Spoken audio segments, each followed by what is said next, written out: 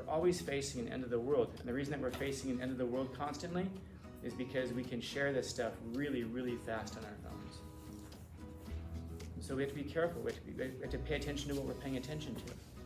Are you filling your phone, are you filling your mind with constant doom and gloom? The world's going to end, all this stuff's going to kill us, and we're all going to be destroyed? Or are you filling it with the positive things in the world?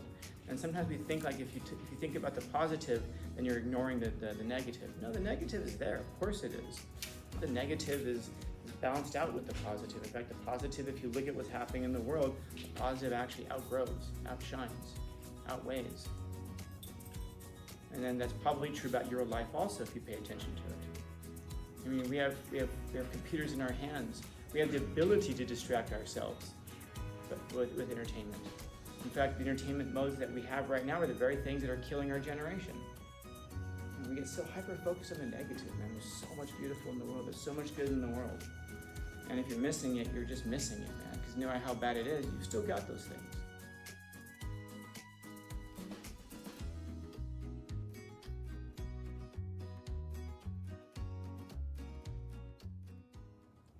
And so, if you are in here and you go a whole school year and you never hear me say your name, don't think it's because I don't know your name. It's just because you didn't want to be known. You didn't want to come to the fore. But then again, if that's your whole life, then I don't know how to say it gently, but just understand, I mean this with all the love in the world. If you're able to view your funeral from the next world, don't be bothered that there's nobody there, because you didn't make yourself known. You didn't get into people, you didn't project your life into other people's lives. I don't mean that you didn't impose yourself into people's lives. I'm just saying that people wouldn't know who you were because you didn't inject yourself into people's lives. You didn't, you weren't up front. You didn't, I'm not saying call attention to yourself, but you didn't, participate in any way in other people's lives. You probably, maybe even barely participated in your own. And for a lot of people, by the way, that's dope. That's how you want to be. You're shy, you're introverted, you just don't want any of that attention, which is totally cool, man. But even those who are introverted and shy, you still want your life to matter in some way, to be meaningful in some way. And that's one of the ways that you can make your life meaningful, is you can project your life into other people's lives by helping. Excuse me. I don't know. You see someone with a flat tire, pull over and help them change their tire. Stuff like that. You can participate in people's lives gently and without imposing yourself, but also in ways that are meaningful and beneficial and helpful, not just to yourself, but to everybody around you. Because we don't typically remember people who live entirely selfishly. We remember people for the ways that they affected other people's lives. Why would you remember a person who was selfish? But you would remember a person who helped you in some way, especially when they didn't have to, and especially when they derived no benefit from it themselves. But it's interesting that even if you live that way, how will you be remembered? Sometimes it's really good stuff, though. Like if I asked you, how do you remember Martin Luther King Jr.? And I asked, what are the things about his life that stand out to you? Just from what you've heard from history books, probably. But there are kids out there who are saying, oh, Martin Luther King Jr., oh yeah, that was my father. Yeah, he had a relationship with my mom, who was one of his secretaries, even though he was married. I'm his illegitimate child. There are a few of those out there. But is that how he gets remembered? Hopefully not, because those are his worst moments. And we should be gentle as well about how we choose to remember people, not by their worst moments, but by the best things that they did, maybe. I mean, isn't that how we all want to be remembered, by the best things that we did? Now, if your life is just full of the worst things imaginable, like, I don't know, like Joseph Stalin, guy was as I understand, I think he was a vegetarian, loved animals. So, yeah, he's responsible for the death of 30 to 50 million people, but he was vegetarian because he loved animals. Should we remember him because he loved animals? I think when you cross that threshold of murdering tens of millions of people, maybe that's the best way to remember a person, because then their life could become a warning to others, to ourselves, about what happens if we get too much power. But also we should consider it like, you look at a guy like that, how was he able to murder so many people? Because he got so much power. How would you be if you had that much power? We look at pop stars who behave in terrible ways, but I don't know, how would you behave if you had their level of money and power and fame? For some reason it's fashionable to hate Justin Bieber, but the guy's been famous since he was like, what, 12, 13, something like that? And the guy got famous just like overnight, just by making some YouTube videos. Who do you think you would be if you got famous in the exact same way and got wealthy in exactly the same way? Do you think you'd be a good person? Or do you think you would be Justin Bieber on steroids? You should be careful. But then again, the amount of influence that those people have over our lives is the influence that we allow them to have. And so maybe we should, I don't know, like Justin Bieber for his music, and that's about it. And maybe we should like Whitney Houston's music, but that's about it. Doesn't mean we have to emulate her and get into crack and all that and then drown in a bathtub. And maybe we can love the legacy of Martin Luther King Jr. and everything that he did and stood for, and understand he was human and not destroy his entire character and move him from history books because he had some illegitimate children. And then maybe the things that we did that were terrible will also pass away, and will be remembered by just what's burned and left away, which is the good stuff that we did. Hopefully there's enough good stuff that you did that you'll be remembered for. Maybe it'll even be something that makes people laugh, even years after, and it's just some stupid joke. Questions, comments, concerns, complaints, criticisms, critiques?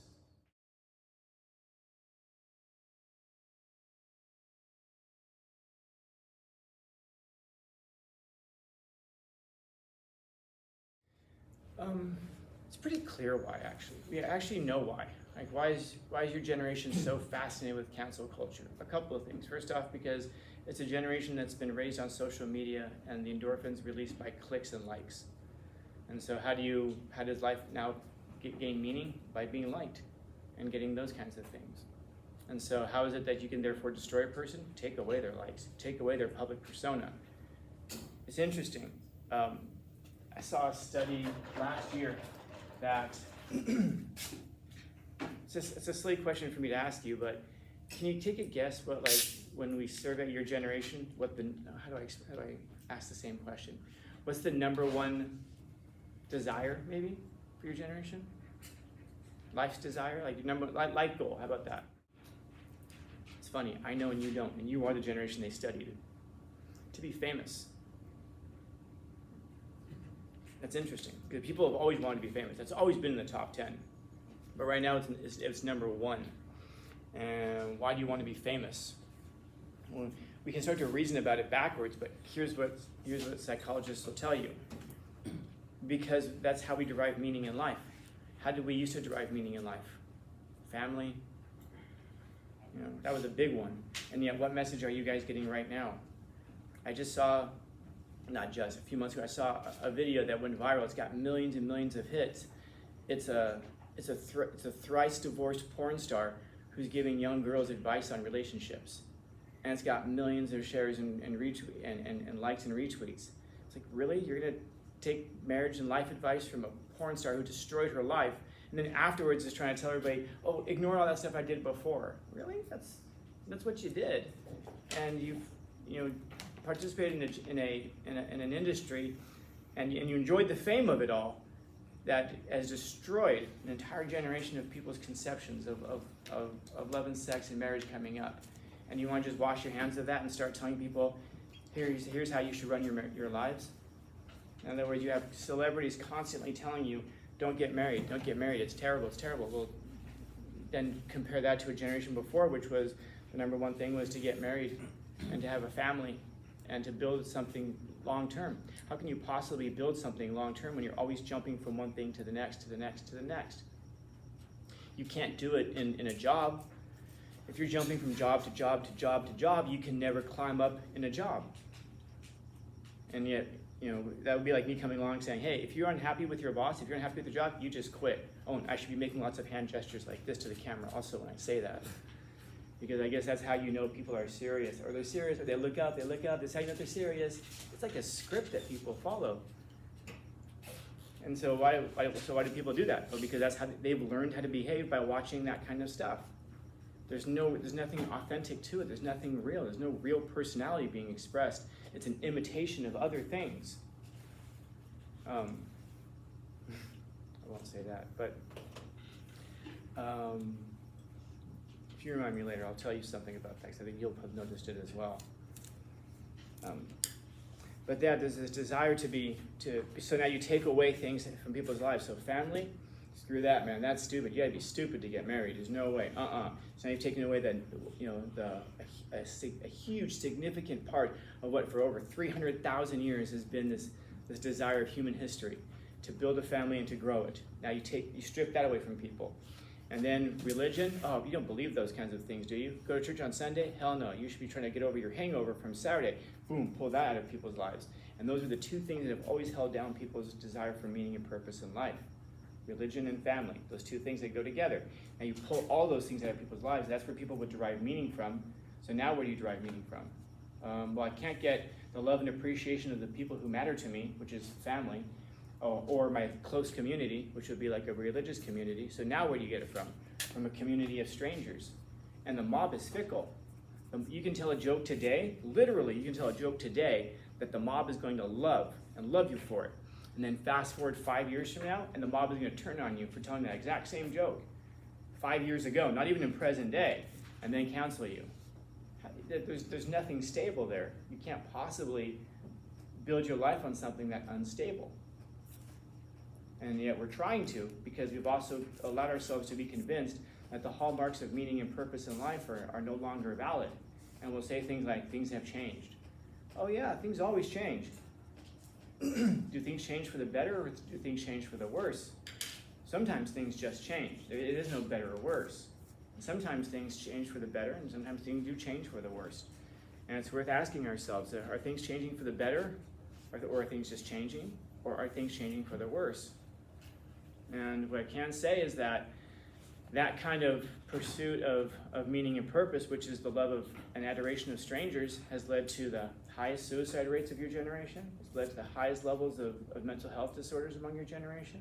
It's led to the highest levels of anxiety and depression. And by the way, that even accounts for the comfortability with talking and reporting those things. In other words, people often will say something really stupid. That means when people say stuff like this, it's just because you haven't studied the data, and it just sounds like it sounds reasonable if you don't think about it. People will say, well, no, we're just more comfortable talking about it now. That's just silly. Statisticians, people who do statistics, we can account for that. We can account for how comfortable people were talking about it in the past versus today. It's not that at all. It's that there's absolutely higher rates of these things, because the kinds of things that are bothering us are not the things that used to bother us. The things that bother us today, lack of meaning, lack of purpose, a terror of the world, a fear about how bad the world is. And as you look around the world, it's like everything is horrible and terrible. No, it's really not. When you look at every single metric of how we can measure human progress, things are better today than they've ever been in the history of the world. If you're complaining about it, then you just don't know the history of the world. That doesn't mean everything's perfect. And that's the measurement that sometimes people will use. Well, I've got this, I don't have enough money. Also, because you don't have enough money, the world's worse than it's ever been. That's fucking narcissistic, isn't it? To measure the whole progress of the world based on the fact that you didn't study, and you didn't go to school, and you didn't work hard, and you jumped from job to job, and you didn't follow the time-tested, proven metrics, techniques for how you can gain more money and status in life. So because you ignored all of that, therefore the world's worse than it's ever been? No, the world is better off than it's ever been in the history of the world by every metric that we measure it. Problem is that the problems that we have get amplified. When I was growing up, we had global warming. Global warming was going to destroy the world. Sea levels were going to rise. In fact, by I think it was the year 2020, I think it was, San Diego was going to be underwater. Really, you can go back and look at those tables. San Diego would be underwater. I feel like we're not, though. Are we? No. Okay. And then, because all of those predictions didn't come true, then it was, well, it's not global warming, it's climate change. Things are changing. Well, of course climate's changing. And do humans have something to do with it? Definitely.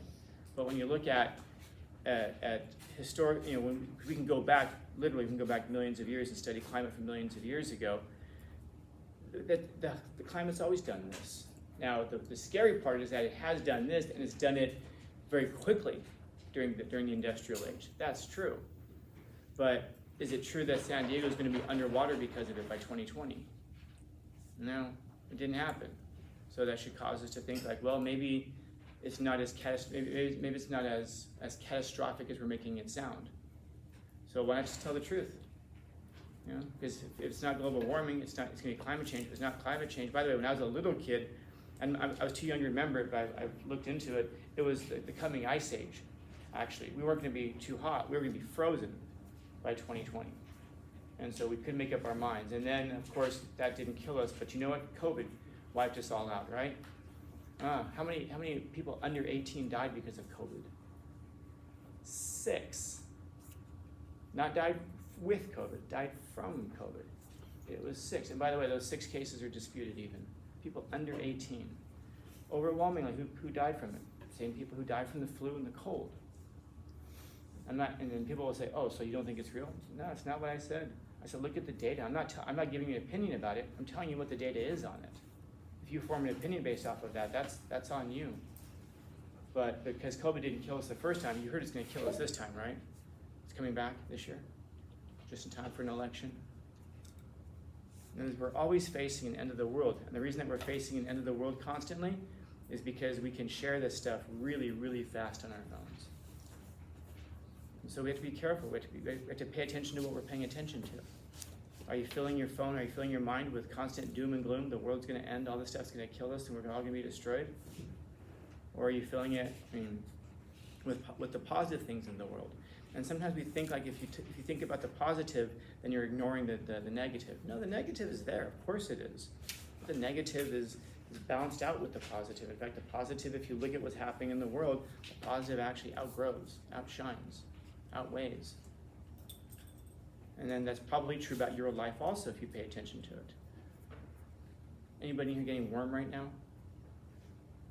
I am. This room's getting warmer right now. I'm thinking, this is going to suck. It's going to be warm in here today. I'll open the door. I'll open the windows.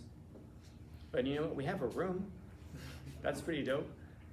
You know, the air conditioning will get fixed at some point. That means that there is someone who will come and fix it. There's a lot that can be done to mitigate the negative, and then there's a lot that can be done to fix the negative. But in that meantime, everything about that is positive. We're all here. We all have desks. I mean, we have computers in our hands. We have the ability to distract ourselves with entertainment. In fact, the entertainment modes that we have right now are the very things that are killing our generation. That's interesting. The very mode of entertainment that we engage in is the very thing that's leading to so many suicides, so many mental health disorders. That's interesting. That is fascinating. But it also means that something can be done about it. And we get so hyper-focused on the negative, man. There's so much beautiful in the world. There's so much good in the world.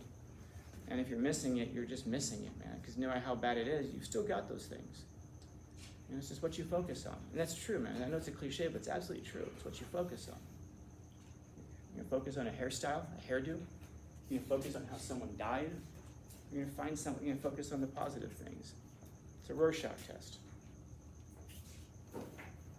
Sorry, it was like 15 minutes ago. Yeah.